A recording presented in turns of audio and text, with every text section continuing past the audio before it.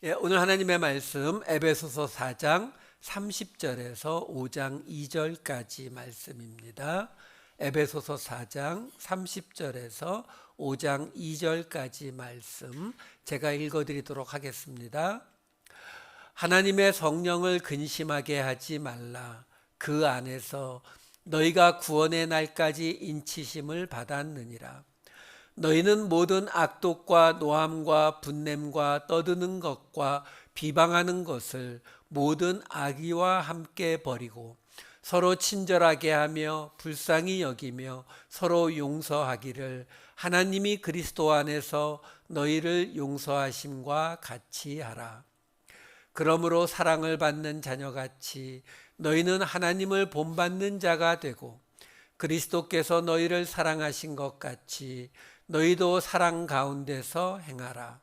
그는 우리를 위하여 자신을 버리사 향기로운 제물과 희생 제물로 하나님께 드리셨느니라.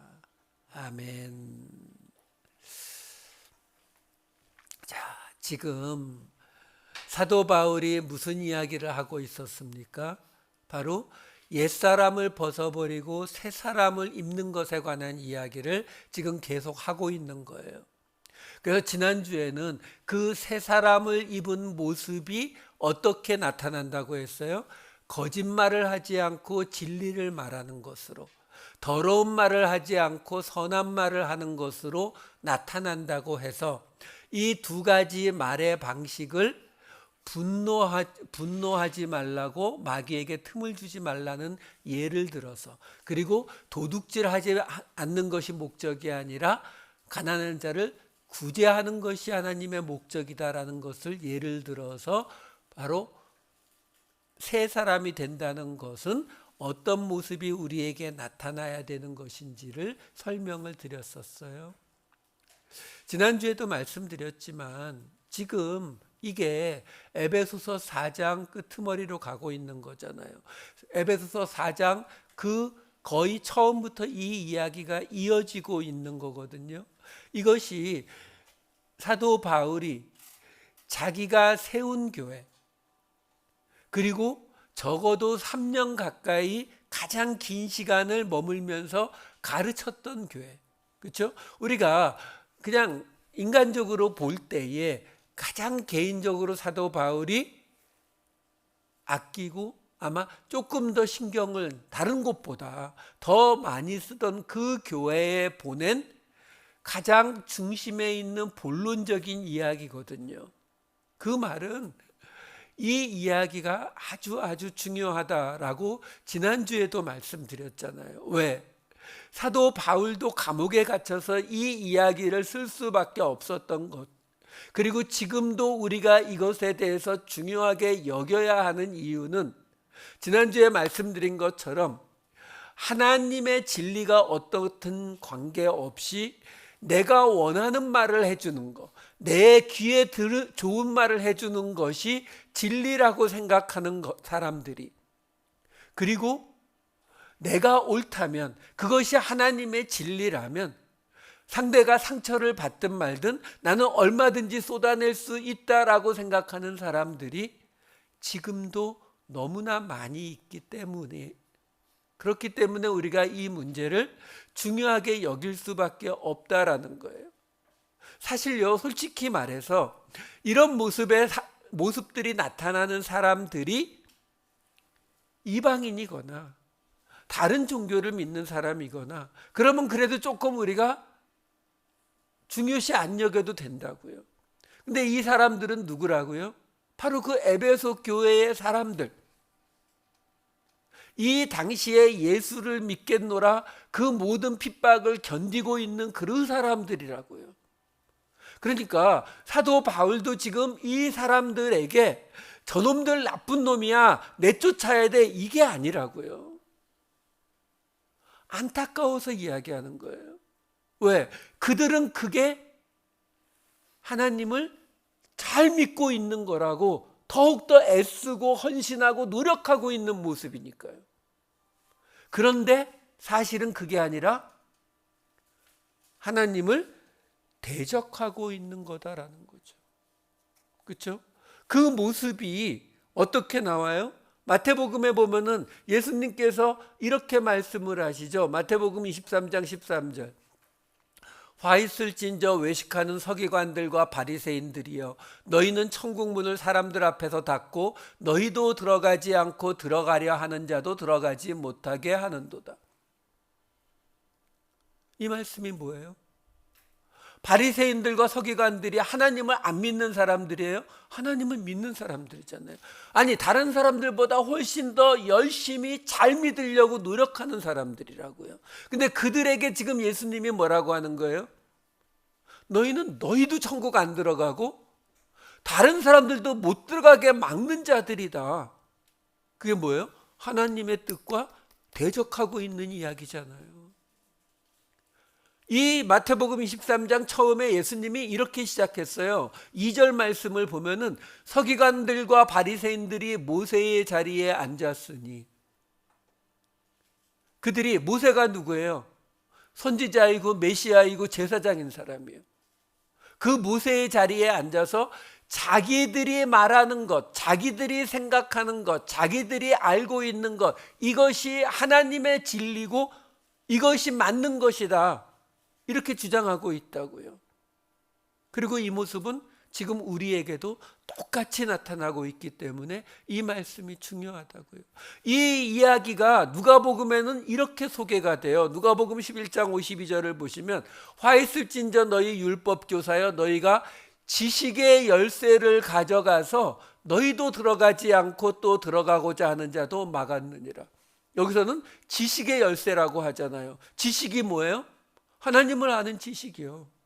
말씀에 대한 지식이요. 그 말씀에 대한 지식을 어떻게 해요? 내가 볼 때에 이게 옳아. 근데 그게 뭐라고요? 거짓이라고요. 지난주에 보았던 푸시도스, 진짜 비슷한, 근데 그걸 진리라고 이야기를 하다 보니까 어떻게 돼요? 그들에게 배우는 자들도 똑같이, 한마디로 말하면 저기에 하나님의 천국 문이 있는데 이쪽에 있는 문이 천국 문이라고 계속 가르쳐 온다고요. 그러니까 거기서 배운 사람들도 다 여기가 일로 들어가는 게 맞는 거라 생각하고 열심히, 그렇죠? 봉사하면서 헌신하면서 말씀 읽어가면서 이리로 들어간다고요. 그렇기 때문에 이 내용이 중요하다고요. 사도 바울이 이렇게 강조를 하는 것도 그 이유라고요. 그래서 지난주에 보았지만 이 이야기, 새 사람이 되는, 그래서 거짓말을 하지 않고 진리를 말해야 되고, 그리고 더러운 말을 하지 않고 선한 말, 하나님의 뜻을 이루는 말을 하는 이것에 대한 결론이 4장 30절에 이렇게 났었죠. 하나님의 성령을 근심하게 하지 말라. 그 안에서 너희가 구원의 날까지 인치심을 받았느니라. 지난주에 말씀드렸어요. 여기 나오는 하나님의 성령이 하나님의 그 거룩한 영, 성경에 여기만 가장 길게 설명하고 있는 곳이라고 말씀을 드렸어요. 그만큼 사도 바울이 지금 할 수 있는 모든 방법을 동원해서 강조를 하고 있는 거거든요. 근데 하나님의 영이, 거룩한 영이 근심을 한다라는 이 말은 구약의 인용이에요. 이사야서에 보면 63장 10절에 보면은 이렇게 된 구절이 나옵니다. 그들이 반역하여 주의 성령을 근심하게 하였으므로 그가 돌이켜 그들의 대적이 되사 친히 그들을 치셨더니. 이사야 63장이면 거의 맨 끝이에요. 근데 여기서 지금 하나님이 무슨 말씀을 전하고 계시는 거냐면, 그 심판의 날이 와서 하나님께서 그 심판의 이 벌을 내리기 위해서 에돔 땅에 가서, 에돔은 누구죠? 에서의 땅이잖아요. 그렇죠? 에서는 누구예요? 바로 이스라엘, 야곱과 바로 갈라진 사람이죠. 그렇죠? 다시 말해서 이방인들 중에서는 가장 이스라엘에 가까운 사람이에요. 그러니까 한마디로 하나님이 그 마지막 때에 하나님의 심판을 내리실 때에 어디부터 하겠어요? 먼 이방인들부터 하나하나 쫙 해갖고 결국 마지막 이스라엘을 벌하시지 않겠어요? 그러니까 그 그림을 보여주는 거예요. 그러니까 이 이사야서 63장을 읽어보시면은 그 하나님이 에돔 땅 보스라에서 올라오시는데 온몸이 붉고 피 같은 것이 다 묻었다고 나와요. 싹 전멸을 시키고 이스라엘로 오신 거예요. 이스라엘에 오셔서 이스라엘을 심판하시는데 문제는 이스라엘은 지금 무슨 일이 일어나는지를 몰라요. 그래서 이 이사야서에 보면 이 10절 바로 뒤에 이어지는 11절 13절에 이렇게 이스라엘이 말합니다. 백성이 옛적 모세의 때를 기억하여 이르되 백성과 양떼의 목자를 바다에서 올라오게 하신 이가 이제 어디 계시냐. 그들 가운데 성령을 두신 이가 이제 어디 계시냐. 그들을 기품으로 인도하시되 광야에 있는 말같이 넘어지지 않게 하신 이가 이제 어디 계시냐. 한마디로 출애굽 때에 우리를 구원하셨던 그 하나님 어디 계시냐. 이걸 부르짖고 있는 거예요. 이 모습이 지금 그런 모습의 상태를 보면서 이 이야기가 나온 거거든요. 하나님이 이스라엘이 반역한 것에 근심하시면서 하나님이 이스라엘을 치러 오셨다. 반역했다라고 나와요. 자, 근데 여기서 재밌는 게 있어요. 뭐냐면 이스라엘의 반역 때문에 하나님이 근심하셔서, 이게 히브리 원어거든요. 근데 이걸 70인역 헬라어로 번역한 데에서는 이걸 뭐라고 번역을 했냐면 이스라엘이 불순종해서 하나님이 분노하셨다라고 번역을 했어요. 그러니까 번역하는 사람들이 볼 때에도 이거 보면서 아우, 이것도 또 말을 안 들어가지고 하나님이 화나셨네, 이렇게 번역을 했다고요. 그런데 사도 바울은 그걸 인용하면서 어떻게 번역을 했냐면, 지금 금방 보았던 63장 10절 앞부분과 우리가 지금 보고 있는 에베소서 4장 30절 앞부분을 비교해 보시면, 그들이 반역하여 주의 성령을 근심하게 하였으므로가 원어인데, 이걸 인용하면서 반역하여를 빼버리고 하나님의 성령을 근심하게 하지 말라, 이렇게 번역을 합니다.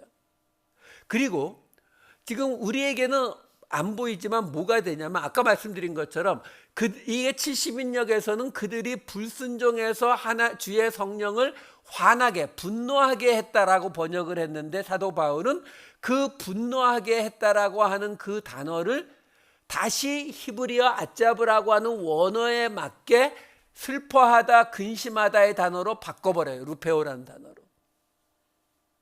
그리고 반역하다는, 불순종하다는 없애버리는 거예요. 사도 바울이 이렇게 하는 의도가 뭐냐라는 거예요.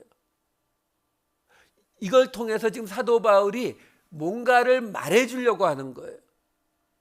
자, 사도 바울이 무엇 때문에 이렇게 했느냐? 아까 보았더니 이사야서 63장 아래쪽에 가면은 이렇게 나와요. 16절 17절. 주는 우리 아버지시라. 아브라함은 우리를 모르고 이스라엘은 우리를 인정하지 아니할지라도 여호와여, 주는 우리의 아버지시라. 옛날부터 주의 이름을 우리의 구속자라 하셨거늘 여호와여, 어찌하여 우리로 주의 길에서 떠나게 하시며 우리의 마음을 완고하게 하사 주를 경외하지 않게 하시나이까. 원하건대 주의 종들 곧 주의 기업인 지파들을 위하사 돌아오시옵소서. 한마디로 말씀드리면 중간에 딴 얘기가 없어요. 그러니까 지금 하나님이 심판의 때에 지금 다른 민족들을 다 멸망시키고 이스라엘을 와서 이스라엘을 치시는데, 그 상황을, 이게 지금 무슨 상황인지 깨닫지 못하고 왜 이러시는지도 깨닫지 못한 이스라엘 백성들이 처음에는 하나님 도대체 어디 계세요? 우리 지금 살려주세요 라고 부르짖다가, 그래도 하나님이 응답하지 않고 고난이 점점 더 세지니까 마지막에는 어떻게 말한다고요? 아브라함도 우리를 모르고, 여기 이스라엘은 야곱을 말하는 거예요. 야곱도 우리를 인정하지 않는다. 한마디로 말하면 뭐예요? 우리가 아브라함과 야곱의 자손인데 근데 하나님은 우리를 안 도와주시네. 아브라함의 후손, 야곱의 후손이라는 거 가지고는 하나님이 더 이상 우리를 봐주시지 않네. 그러니까 이제 어떻게 하는 거예요? 그러면 사실 솔직히 어떻게 나와야 정상이에요? 하나님, 우리가 잘못했어요. 이제 잘못 안 할 테니까 제발 좀 이제 좀 봐주세요. 용서해 주세요. 이렇게 나와야 되잖아요. 근데 그런 말이 없고요. 뭐라고 나오냐면은 아버지요. 아버지여라고 나오는 거예요. 그러니까 한마디로 뭐라고요? 당신 우리 아버지라며. 뭐 아버지가 이런 거 저런 거 자꾸 따져요. 따지지 말고 그냥 좀 우리 좀 돌아와 주세요. 이 말을 하고 있는 거예요. 그러니까 지금 이 내용이 있기 때문에 사도 바울이 이걸 지금 에베소서에서 어떻게 지금 인용을 하고 있는 거냐, 한마디로 말하면 그거예요. 하나님과 이스라엘의 공적인 관계, 쉽게 말해서 이스라엘이 하나님의 말씀을 듣고 순종하니까 하나님도 복을 주시고, 순종 안 하니까 하나님이 벌을 주시고, 이게 뭐예요? 공적인 관계잖아요. 내가 이만큼 한 만큼 하나님도 이렇게 해주시는 거. 근데 그 공적인 관계는 끝난 거예요. 왜? 더 이상 아브라함의 후손이라고 야곱의 후손이라고 안 된다는 거죠. 그러니까 이제는 어떻게 매달려야 된다고요? 아버지라고 하는 거 가지고 바짓가랑이 잡으라는 거예요.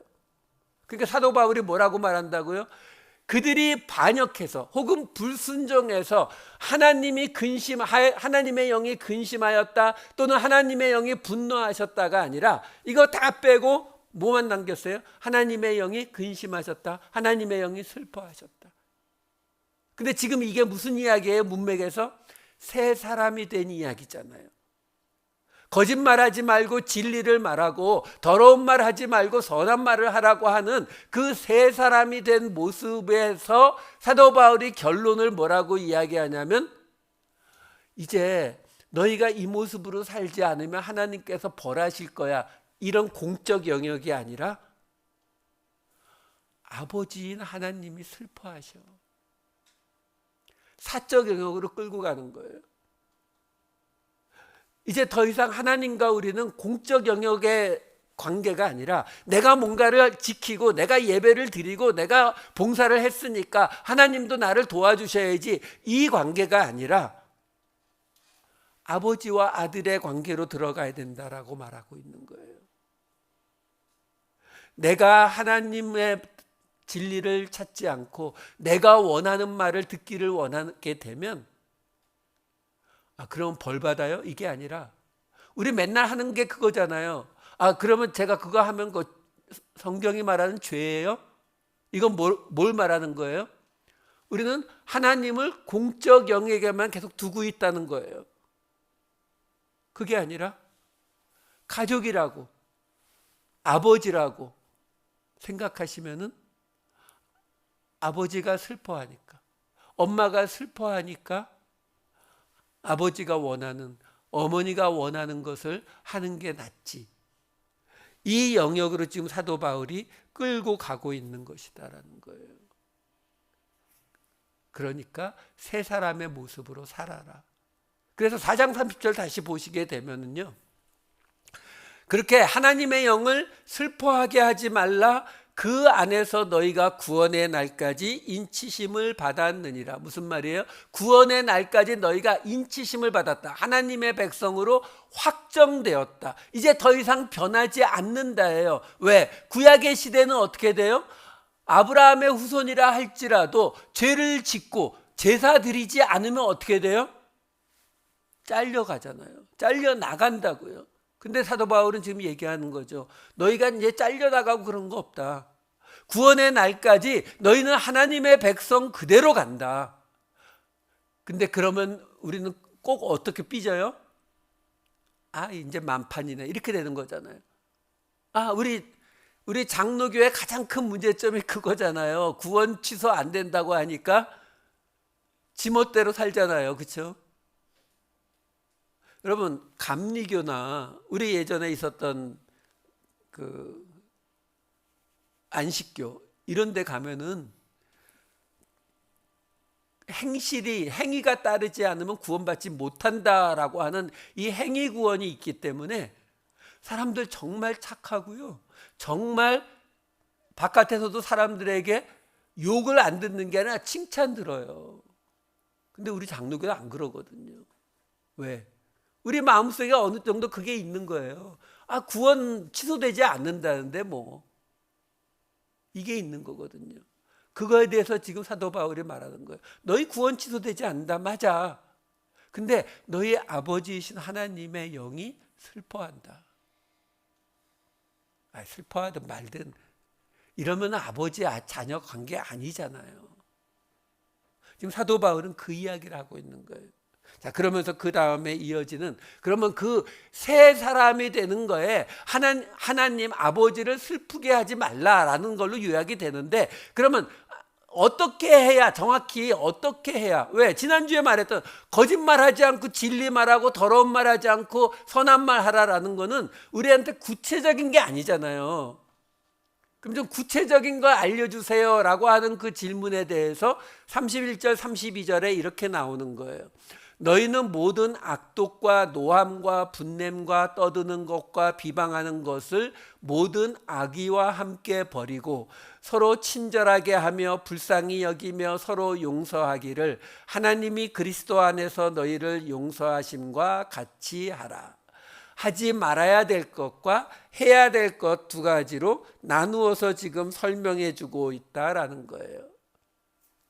자, 솔직히 여러분들 지금 31절과 32절을 볼 때에 어디에 여러분들의 눈이, 여러분들의 관심이 먼저 가요?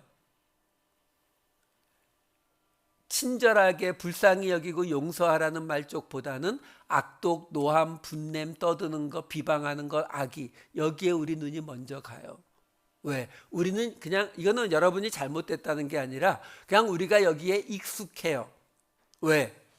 지금 우리가 바깥에 나가서 살 때에 이 로스앤젤레스 법도 지켜야 되고 캘리포니아 법도 지켜야 되고 연방법도 지켜야 되고 이렇잖아요. 근데 그 법들이 하라가 많아요? 하지 말라가 많아요? 하지 말라가 압도적으로 많죠. 뭐 세상만 그래요? 여러분 십계명에서도 안식일을 지키라 하고 부모를 공경하라 2개 빼놓고도 나머지 8개는 다 하지 말라예요. 그렇기 때문에 우리는 하지 말라라는 것을 보는 데에 훨씬 익숙해요. 그리고 여러분 솔직히 전에도 잠깐 말씀드렸지만 누가 법을 잘 알까요? 여러분들 법 잘 아세요? 법을 잘 아는 사람, 물론 변호사나 이런 사람 빼고 일반인 중에서 법을 잘한다라는 것은 어떨 확률이 높다고요? 사기꾼일 확률이 높아요. 왜? 자기가 나쁜 짓을 하려면 걸리지 않을 길을 알고 있어야 되는 거거든요. 그렇죠? 근데 우리는 이런 걸 보면은 친절하게 하고 불쌍히 여기고 용서하다라기보다는 악독, 노함, 분냄, 떠드는 것, 비방하는 것, 악의, 여기에 우리 눈길이 먼저 간다고요. 왜? 혹시 저 중에 나 걸리는 거 있나? 이거 피해야 되니까. 자, 이 구절과 거의 비슷한 구절이 골로새서 3장 7절에서 10절에 이렇게 나옵니다. 너희도 전에 그 가운데 살 때에는 그 가운데에서 행하였으나 이제는 너희가 이 모든 것을 벗어버리라. 우리가 지금 옛사람을 벗어버리는 이야기를 하고 있는 거예요. 그리고 새 사람을 입는 거예요. 자, 그 벗어버리는데 곧 분함과 노여움과 악의와 비방과 너희 입에 부끄러운 말이라. 너희가 서로 거짓말을 하지 말라. 옛사람과 그 행위를 벗어버리고 새 사람을 입었으니 이렇게 나오잖아요. 자, 여기서 지금 옛사람을 벗어버리고 새 사람을 입으라는 이야기를 하면서 벗어버리는, 한마디로 옛사람의 모습으로 나오는 게 분함과 노여움과 악의와 비방과 부끄러운 말과 거짓말이 나와요. 바로 전에 보았던 31절 32절에 나오는 것과 여기는 악독과 노함과 분냄과 떠드는 것과 비방하는 것과 악의가 나와요. 외우셨어요? 잘 안 외워지지만 근데 여기 보시면은 그 중에 2개는 이쪽에 없던 게 있고 나머진 같아요. 뭐 그럴 수도 있겠죠. 그렇죠? 골로새서에서는 지금 부끄러운 말과 거짓말이 아까 에베소서에는 없던 게 들어갔거든요. 대신 에베소서에 있던 게 여기 빠진 게 있어요. 그러면 어떻게 해야 돼요? 지금 이거 중요한 이야기라 그랬잖아요. 옛사람을 벗어버리고 새 사람을 입는 이야기라니까요. 근데 그 옛사람을 벗어버려야 되는데 에베소서에서 나온 게 6개인데 여기도 지금 6개가 나왔는데 2개씩이 서로 안 맞아요. 그러면은 뭐 연방법도 지키고 주법도 지키고 뭐 다 지켜야겠죠. 그렇죠? 뭐 그렇게 생각하면 아주 편해요. 자, 그런데 이것과 비슷한 이야기가 여기만 나오는 게 아니라 로마서에서도 나오는데요. 로마서 1장 21절 보여드릴게요. 하나님을 알되 하나님을 영화롭게도 아니하며 감사하지도 아니하고 오히려 그 생각이 허망하여지며 미련한 마음이 어두워졌나니. 자, 지금 사도 바울이 로마서 1장에서 누군가에 대해서 이야기하는데 그 사람들이 누구라고 말하고 있냐면 이방인이 아니라 하나님을 아는 사람들이에요. 이방인이 아니에요. 그러니까 로마서니까 로마 교회의 성도들이겠죠. 근데 그 사람들을 뭐라고 표현하냐면 생각이 허망하여지며 미련한 마음이 어두워졌다. 여기 지금 허망하여지며라고 나온 단어가 마테이오스라고 하는 단어인데 혹시 기억나세요? 어디에 나왔던 단어냐면은 에베소서 4장 17절에서 우리가 봤던 단어예요. 여기 보면 그러므로 내가 이것을 말하며 주 안에서 증언하노니 이제부터 너희는 이방인이 그 마음에 허망한 것으로. 마테이오, 이거 설명해 드렸잖아요. 전도서에 나오는 헛되고 헛되니 모든 것이 헛되다로 나오는 히브리어 헤벨의 번역어고, 이것이 뜻하는 게 뭐라고요? 마음이 허망하다라고 하는, 헛되다는 이 말이 뜻하는 것은 하나님을 알지 못하는, 하나님이 없는, 하나님을 경외하지 않는, 하나님의 주권을 인정하지 않는 것을 나타내는 말이라고 했잖아요. 자, 그러면 무슨 말이냐면은 지금 로마서 1장 21절을 보여드렸는데 로마서 1장 21절에서 사도 바울은 지금 누구에게 말하고 있느냐면은 마음이 허망한, 하나님의 주권을 인정하지 않는, 그러나 하나님을 아는 사람. 여기서 알다, 기노스코라고 나오는 이 단어가 히브리어 야다, 알다. 어떤 의미로 안다고요? 지식만이 아니라 관계, 경험을 통해서 아는 거다. 이런 얘기 많이 들어보셨잖아요. 그러니까 이들이 하나님을 아는 걸 그냥 피상적으로 알고 있는 게 아니에요. 하나님을 경험하고 하나님을 깊이 알고 있는 그 사람들이 하나님의 주권을 인정하지 않고 하나님을 경외하지 않는다라고 지금 말하고 있는 거예요. 근데 그들에게서, 그러니까 그들이 지금 어떤 모습이라고요? 옛사람의 모습이라고요. 이 로마서에서 그 옛사람의 모습으로 아까 우리가 에베소서의 6개, 골로새서의 6개 합치면은 8개가 되는, 아닌가? 10개가 되는, 그렇죠? 8개인가요? 이 리스트들이 있었잖아요. 우리가 옛사람의 모습을 벗어버려야 되는. 근데 그것과 같은 사람들을 대상으로 하면서 로마서에서는 그 리스트가 이렇게 늘어납니다. 28절부터 31절. 또한 그들이 마음에 하나님 두기를 싫어하며 하나님께서 그들을 그 상실한 마음대로 내버려 두사 합당하지 못한 일을 하게 하셨으니, 그들에게서 나타나는 모습, 불의, 추악, 탐욕, 악의, 시기, 살인, 분쟁, 사기, 악독, 수군수군하는 거, 비방하는 거, 하나님이 미워하는 거, 능욕하는 거, 교만한 거, 자랑하는 거, 악을 도모하는 거, 부모를 거역하는 거, 우매한 거, 배약하는 거, 무정한 거, 무자비한 거. 토럴이 뭐 손가락을 꼽긴 꼽았는데 토럴을 안 셌네요. 한 20개 되는 것 같아요. 자, 이게 다 뭐라고요? 이게 지금 옛사람을 벗어버려야 되는 내용이라고요. 자, 그러면 의문이 생겨야 돼요. 왜? 아니, 지금 사도 바울이 에베소서에서는 6개, 골로새서에는 2개가 다르지만 또 6개. 근데 지금 여기서는 한 20개.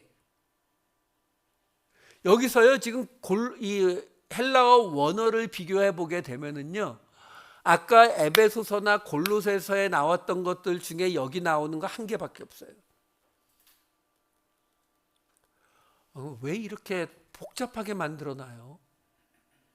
아니, 우리가 떠나야 되는 게 맞으면, 지금 이 로마서에 나오는 이 20개 넘어가는 게 이게 맞으면, 그러면 그냥 에베소서에서도 이거 다 쓰고 골로새서에서 다 써버리면, 그러면 우리가 편하잖아요. 여러분 생각해 보세요. 어떤 때 제일 잘 걸려요? 프리웨이 신나게 달리다가 로컬로 딱 빠졌더니 여기는 65마일 존이었는데 갑자기 30마일 존이 되면 거기서 과속으로 잘 걸리잖아요. 왜? 기준이 바뀌니까. 똑같아요. 우리가 지금 6가지 기준을 버리려고 노력하고 있었는데 갑자기 이쪽에는 다른 6가지가 나오면 적응이 힘들잖아요. 그래도 어찌 꾸역꾸역 맞춰보려고 했더니 갑자기 한 20개가 던져지면 어쩌라고요. 이럴 때에 우리가 이걸 어떻게 받아들여야 되느냐라는 거예요. 우선 이 28절부터 31절 바로 위에 있는 25절과 그 뒤에 있는 32절을 보여드릴게요. 그 사람들을 뭐라고 말하는지 보세요. 이는 그들이 하나님의 진리를 거짓 것으로 바꾸어, 지난주에 나왔던 부시도스예요. 하나님의 진리를 비슷한 걸로 바꿔서 피조물을 조물주보다 더 경배하고 섬김이라. 이것도 나왔었죠. 하나님보다 애굽과 아수르를 섬기고 하나님이 내려주시는 빗물보다 내가 만든 물 웅덩이를 섬기는 거예요. 그리고 32절, 그들이 이 같은 일을 행하는 자는 사형에 해당한다고 하나님께서 정하심을 알고도 자기들만 행할 뿐 아니라 또한 그런 일을 행하는 자들을 옳다 하느니라. 내가 생각하기에 옳은 것이 하나님의 뜻이야, 이거예요. 저 실제로 그렇게 말씀하시는 분 봤어요. 내가 원하지 않는 일이 벌어졌는데 그게 어떻게 하나님의 뜻일 수 있냐고. 아니잖아요. 지금 그 사람들의 모습으로 지금 이렇게 많은 이야기들이 나온다라는 거예요. 근데 문제는 이 사람들이 하나님을 열심히 믿고 있는 사람들이라는 거죠. 그들을 우리가, 바울이 지금 안타깝게 여기는 거지 그들을 정죄하고 있는 게 아니에요. 그냥 개판을 치고 있는 사람이면은 그 사람이 뭐 믿든 말든 잘못하든 말든 그냥 던져버리면 돼요. 근데 그게 아니라 지금 교회 공동체 안에서 열심히 믿겠노라고, 하나님을 열심히 따라가겠노라고 하는데 방향이 전혀 반대 방향으로 가고 있는 사람들을 사도 바울이 이야기하고 있는 거예요. 근데 문제는 지켜야 되는 게 너무 많잖아요. 왜 로마서에만 이렇게 많을까요? 한번 생각해 보셨어요? 저는 개인적으로, 이건 제 개인 생각이에요. 개인적으로는 그렇게 생각이 들더라고요. 이때까지 로마는 바울이 안 가본 곳이에요. 자기가 가르친 곳이 아니거든요. 그러니까 에베소 교회, 골로새 교회는 자기가 가르쳤고 자기가 갔던 곳이잖아요. 그러니까 편지를 쓰면서 사람들을 떠올렸겠죠. 이 사람들 이 정도면 되겠지. 이 정도만 지키면 되겠지. 근데 로마는 모르잖아요.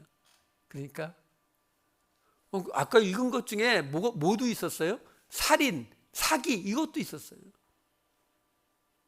이게 로마 교회에 보내는 편지예요.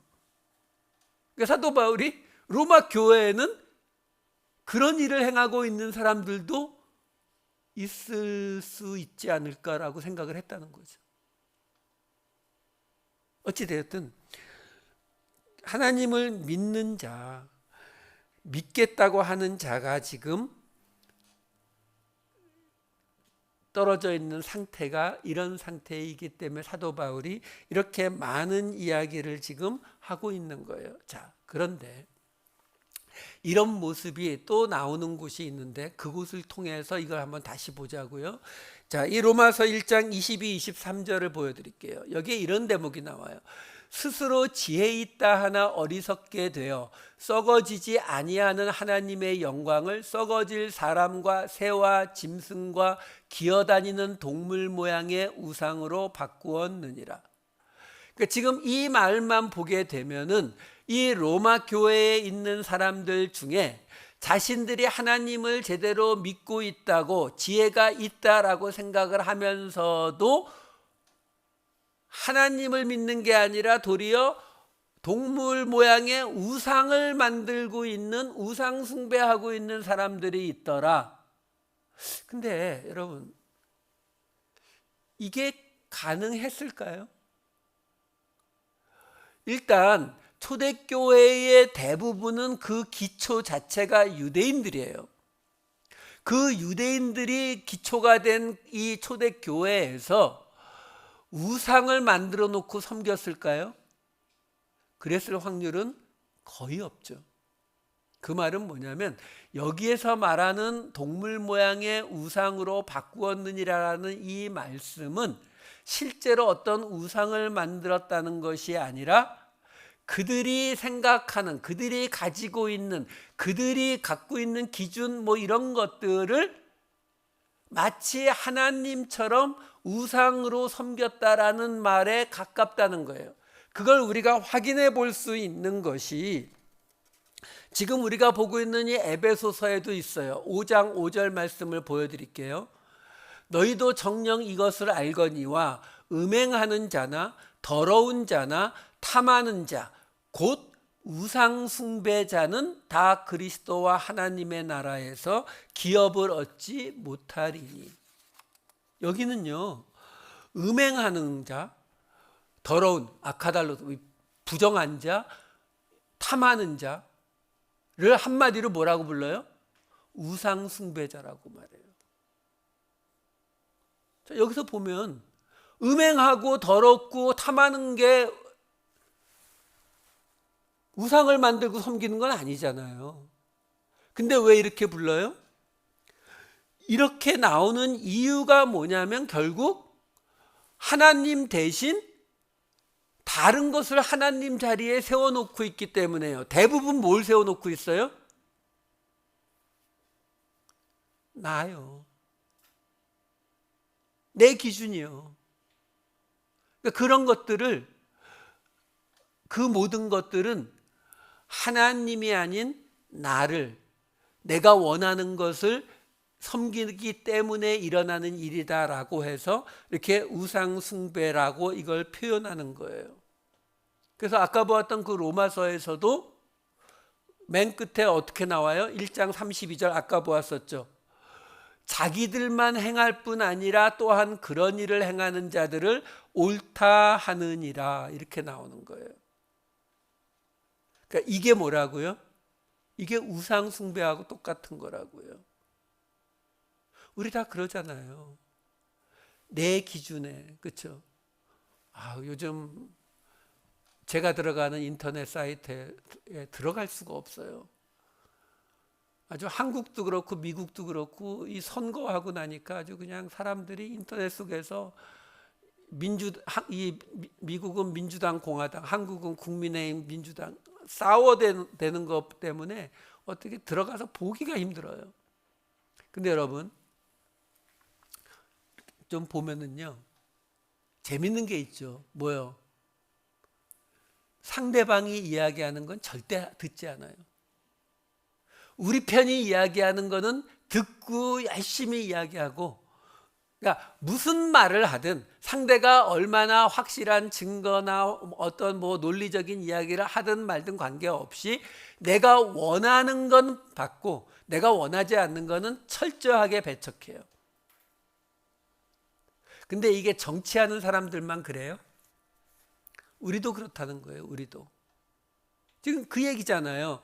자기들만 행하는 것이 아니라 자기처럼 그런 일을 행하는 사람들을 옳다고 말하고 있는 거라고요. 그게 뭐예요? 기준이 어디에 있다고요? 하나님의 진리? 말씀? 아니요, 나요. 내 기준에 옳다라고 생각되는 게 그게 하나님의 뜻이야. 이렇게 되는 거예요. 지금 사도 바울은 바로 그 얘기를 지금 하고 있다고요. 그 모습이 아까 보았던 누가복음 말씀 끝에 이렇게 이어집니다. 누가복음 11장 53, 54절에 보면 뭐라고 나와요? 예수님이 그들에게 화 있을진저라고 너희는 다른 사람들도 못 들어가게 막고 있다라고 하니까 거기서 나오실 때 서기관과 바리새인들이 거세게 달려들어 여러 가지 일을 따져 묻고 그 입에서 나오는 말을 책잡고자 하여 노리고 있더라. 그렇죠? 여기서 갈라지는 거예요. 우리가 전에 보았다시피 사도행전에서 베레아 사람들은 어떻게 했다고요? 사도 바울이 말씀을 전했더니 그게 너무 이상했던 거죠. 복음이 너무 이상했는데 어떻게 했어요? 그걸 거부한 게 아니라 성경책 갖다 펴놓고 이게 진짜 맞는지 조사하고 확인해 봤다고 나오잖아요.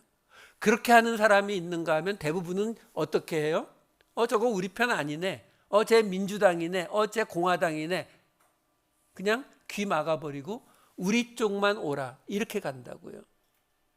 지금 그 모습을 지금 우리에게 보여주고 있는 거예요. 자, 제가 이 모든 이야기를 드리는 이유가 뭐냐면 아까 로마서 1장 28절에서 31절에 20개가 넘는 불의, 추악, 탐욕, 악의, 시기, 살인 쭉 나오잖아요. 오늘 본문에는 6개가 나왔었잖아요. 이거 옛사람의 모습이니까 버리라며요. 그러니까 버리시라고요. 문제는 버려져요? 여러분 이거 아까 말씀드렸죠. 골로새서와 에베소서에 나오는 것과 겹치는 거 하나밖에 없다 그랬어요. 그럼 이거 20개면은 저쪽 거까지 합하면 30개 정도 되겠네요. 그러니까 30개 다 지키시려면요. 직장 그만두시고 산속에 들어가셔야 될까 말까 해요. 그 말은 뭐예요?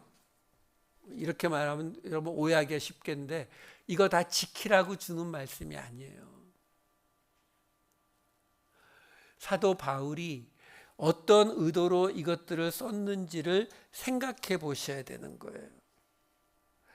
아까하고 똑같거든요. 지금 골로새서 아까 봤던 그 골로새서 3장 7절에 나왔던 것처럼 3장 5절에는 이 우상 숭배에 관한 이야기가 똑같이 나와요. 땅에 있는 지체를 죽이라. 음란과 부정과 사욕과 악한 정욕과 탐심이니 탐심은 우상 숭배니라. 아까 에베소서 5장 5절에서도 이 말씀을 봤었잖아요.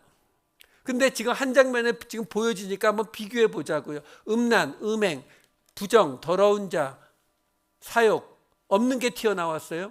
정욕 없는 게 또 튀어나왔어요. 탐심 이건 있네요. 여기도 또 안 겹치잖아요. 다. 그러니까 사도 바울이 이걸 지금 카피를 안 남겨놔가지고 골로새 교회에 뭐라고 써서 보냈는지 기억이 안 나가지고 그냥 생각나는 대로 막 그럴 수도 있어요. 근데 그럴 수도 있다라는 건 뭐예요? 이거 하나하나를 지키는 게 중요하다는 의미가 아니라고요. 사도 바울은 이걸 통해서 그냥 말해주려는 거예요. 너희들이 옛사람을 떠나야 되는 게 맞다. 우리가 지금 금요일날 디모데전서 하잖아요. 디모데전서에도 이 말 또 나와요. 이거 디모데전서도 에베소 교회에 보내진 편지잖아요. 디모데전서 6장에 보시면 이렇게 나옵니다. 디모데전서 6장 3절에서 5절. 누구든지 다른 교훈을 하며 바른 말 곧 우리 주 예수 그리스도의 말씀과 경건에 관한 교훈을 따르지 아니하면 그는 교만하여 아무것도 알지 못하고 변론과 언쟁을 좋아하는 자니 이로써 투기와 분쟁과 비방과 악한 생각이 나며 마음이 부패하여지고 진리를 잃어버려 경건을 이익의 방도로 생각하는 자들의 다툼이 일어나느니라. 디모데전서에서도 말씀드렸지만 여기서 다른 교훈을 하는 사람은 교회 바깥 사람들이 아니라 이 에베소 교회 안에서 율법을 지켜야 된다, 율법도 지켜야 된다라고 말하고 있었던 사람들이에요. 그러니까 그 교회 성도들이라고요. 그러니까 같은 그 성도들에게 말하고 있는 거예요. 너희가 지금 바른 교훈을 따르지 않고 다른 교훈, 옛날 율법의 교훈, 그게 뭐라고요? 옛사람으로 벗어버려야 되는 것들이 아직 너희한테 있는데 그들의 모습이 뭐예요? 투기와 분쟁과 비방과 악한 생각과 마음이 부패해지는 것, 진리를 잃어버리는 것, 다툼, 이런 거예요. 근데 이게 또 안 겹치잖아요. 그러니까 지금 이걸 다 보여드리는 거예요. 왜?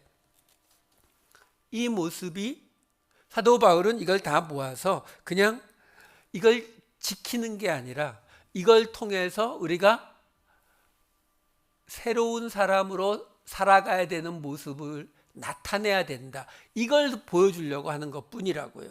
이거 하나하나를 다 말하고 있는 게 아니에요. 근데 우리는 자꾸 이거 하나하나를 사전을 찾아보고 그 의미를 찾아보고 다른 곳과 비교해봐서 이걸 어떻게 할 것인가, 그걸 깊이 묵상하는 걸 좋아하죠. 왜? 그게 우리 동양 문화에 깔려 있거든요. 근데 여러분 그거 아세요? 스님들은요, 우리식으로 말하면 인턴 과정 다 끝나고 스님으로 딱 임명받을 때 화두라는 걸 받아요. 화두가 뭐냐면 뭐 한 단어이기도 하고 한 문장이기도 한데, 이제 스승이 되는 큰 스님이 스님에게 이제 화두를 주는 거예요. 그러니까 예를 들어서 내 화두는 뭐 사랑이다 그러면은 이분이 죽을 때까지 자기가 그걸 끌어안고 그 의미를 깊이 묵상하는 거예요. 근데 여러분 그게 가능한 이유가 있어요. 왜 이게 동양 철학에서 나왔는가를 생각하시면 돼요. 왜냐하면 한자어는 표의 문자거든요. 그러니까 한 글자가 다 의미를 갖고 있는 단어라고요. 그러니까 사랑, 삶을 생각할 사 이렇게 되잖아요. 그렇죠? 그럼 생각할 사의 뜻만 있냐 하면은 다른 뜻도 있다고요. 그러니까 그 의미를 사랑이라는 말을 가지고 깊이 생각하다 보면은 그 사랑의 다른 의미, 이 단어가 다르게 사용된 의미, 이런 것들이 계속 나올 수 있기 때문에 우리가 묵상이 가능해지는 거예요. 깊은 묵상을 통해서 더 깊은 내용을 알아가는 게 가능하다고요. 근데 우리가 믿는 이 기독교는요, 달라요. 뭐가 다르냐? 우리 기독교는 다르다 이게 아니라 헬라어도 그렇고 영어도 그렇고 우리 한국말도 그렇고 표의가 아니라 표음 문자예요. 우리 한국말에 있어서 글자 하나는 의미가 없어요. 글자 몇 개가 모여서 단어가 돼야 어떤 의미를 갖는다고요. 그 말은 뭐냐면요, 이 성경은 하나님께서 우리가 이걸 깊이 묵상해서 어떤 의미를 찾아가라고 주신 게 아니라고요. 왜? 하나님은요, 우리와 커뮤니케이트, 소통할 수 있는 유일한 길이 이 말씀이에요. 근데 이 말씀을 수도원에 처박혀 가지고 하루 종일 말씀을 묵상해서 한 달 만에 1년 만에 깨닫도록 만들면은 몇 사람이나 하나님을 따라갈 수가 있어요? 못 따라가죠. 그러니까 애초부터 우리 기독교는요, 그게 아니라 이 말씀들은 하나님과 우리가 소통하는 수단이에요. 그러니까 우리가 말씀을 대할 때에 제가 맨날 헬라어, 히브리어를 끄집어대는 거는 이게 우리의 언어가 아니기 때문에 그 뜻을 잘 몰라서 끄집어 들어오는 거고요. 가장 중요한 건 뭐냐면 지금 바울을 통해서 하나님이 이 이야기를 가지고 나한테 뭘 말하려고 하고 있는지 그 의도를 찾아내야 되는 거거든요. 그러니까 지금 사도 바울이 이런 이야기들을 통해서 뭘 얘기하려고 하는지를 찾아야지, 여기 지금 막 20개씩 나오는 이거 하나하나를 우리가 지키라고 주신 게 아니다라는 말이에요. 그게 지금 31절을 말하고 있었는데 이어지는 32절을 보면은 아까 뭐라고 나왔었습니까? 서로 친절하게 하고 불쌍히 여기고 서로 용서하기를 하나님이 그리스도 안에서 너희를 용서하신가 같이 하라. 한마디로 말하면 위에 거는 너희가 버려야 되는 옛사람의 모습, 아래 거는 너희가 해야 되는 새 사람의 모습, 이거예요. 근데 새 사람의 모습은 세 개밖에 없어요. 서로 친절하게, 서로 불쌍히, 서로 용서하라고요. 그거면 된다는 거예요. 그리고 나머지 것들은 가능하면 하지 마, 이거예요. 그러니까 이 리스트들을 들고 다니면서 장로님이 이런 걸 하시면 이러지 마시라고요. 왜? 우리도 거기에 똑같이 걸리는 거니까. 자, 그러면 이제 5장 1, 2절이 여기에 연결되어 있기 때문에 5장 1, 2절, 요 32절 뒷부분부터 보여드릴게요. 이렇게 나옵니다. 서로 용서하기를 하나님이 그리스도 안에서 너희를 용서하심과 같이 하라. 그러므로 사랑을 받는 자녀같이 너희는 하나님을 본받는 자가 되고. 여기 굉장히 이상한 구절이 하나 나오는데 뭐냐면 하나님을 본받는 자가 되라는 거예요. 우리가 예수 그리스도를 본받는다 이런 말은 수도 없이 나오지만 하나님을 본받으라는 말은 거의 나오질 않습니다. 왜? 우리가 하나님을 본받을 수가 없기 때문에 그래요. 근데 지금 여기서 어떤 하나님의 모습을 본받으라는 거예요? 바로 그 앞에 있는 그리스도 안에서 우리를 용서하신 그 용서의 하나님을 본받으라는 거예요. 그러니까 한마디로 용서하라는 거죠. 근데 그 뒤에 뭐라고 따라 나오냐면 그러므로 사랑을 받는 자녀같이 이렇게 나와요. 자, 하나님이 우리를 왜 용서하셨다고요? 아버지라서요. 아까 맨 앞에 나왔었잖아요. 아버지라서요. 우리가 회개해서가 아니고요. 우리가 교회 열심히 출석해서가 아니고요. 우리가 말씀 열심히 하고 기도 많이 해서가 아니고요. 아버지셔서. 그래서 우리 용서했다는 거예요. 그게 그 용서, 그걸 본받으라니까. 그럼 우리도 그 용서의 모습이 나타나야 되는 거잖아요. 자, 그러면 그 용서의 모습을 어떻게 나오느냐? 5장 2절 말씀을 보여드릴게요. 그리스도께서 너희를 사랑하신 것 같이 너희도 사랑 가운데서 행하라. 그는 우리를 위하여 자신을 버리사 향기로운 제물과 희생 제물로 하나님께 드리셨느니라. 자, 여기 보시면은 하나님이 우리를 용서하신 것을 우리가 본받아야 되는데 우리가 하나님을 본받는다는 게 너무 엄청나거든요. 어떻게 해야 될지 감도 안 잡힌다고요.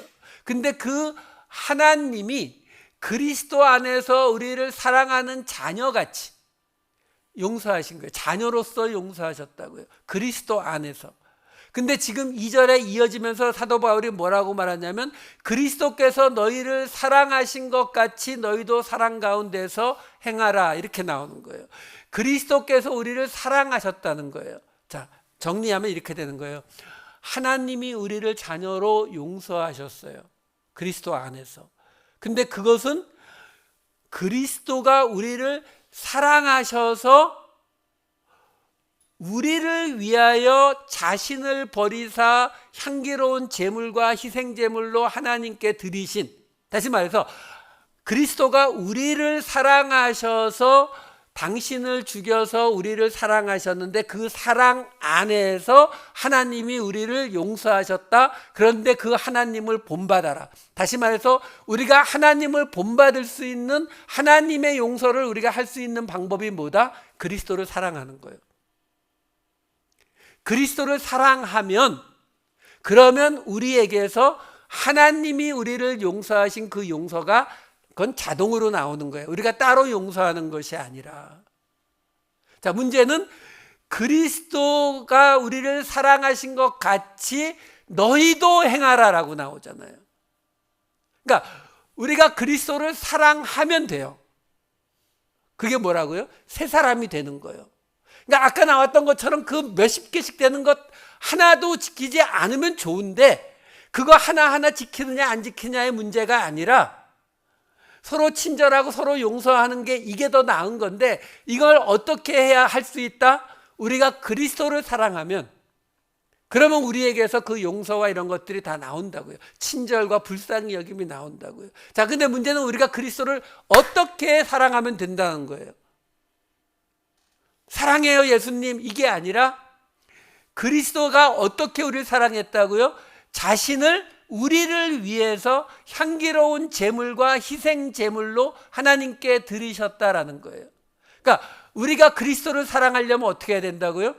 우리도 우리를 향기로운 제물과 희생 제물로 하나님께 드려야 된다는 거예요. 자, 여기서 향기로운 제물, 이 향기로운이라고 하는 게 두 단어를 써요. 두 단어가 다 향기라는 뜻이에요. 하나는 오스메라는 단어, 하나는 유오디아스라고 하는 단어, 두 단어를 써요. 왜 이렇게 두 단어를 쓰느냐면은 민수기 말씀의 인용이기 때문에 그래요. 여기 민수기의 28장 6절에 보시게 되면 여호와께 드리는 향기로운 화제며 이렇게 나오는데, 여기 향기로운으로 번역이 된 게 히브리어 두 단어예요. 그리고 그 두 단어를 70인역에서도 똑같이 이 오스메 유오디아스라고 두 단어로 번역을 합니다. 그러니까 하나님 앞에 드려지는 제사기 때문에 그 향기를 강조하기 위해서 서로 다른 두 단어를 연속으로 사용을 하는 거예요. 그 사도 바울은 그걸 똑같이 가지고 온 거고요. 그러니까 무슨 말이에요? 우리가 그리스도를 사랑해야 되는데, 그 사랑의 모습은 어떻게 사랑해야 된다고요? 첫째는 향기로워야 돼요. 무슨 말이에요? 하나님께 드려지는 제물이 돼야 돼요. 이게 무슨 말이냐면, 우리가 하나님의 일을 위해서, 전도를 위해서, 선교를 위해서, 교회를 위해서, 예배를 위해서 뭐 열심히 봉사하고 헌신하는 경우 많잖아요. 그렇죠?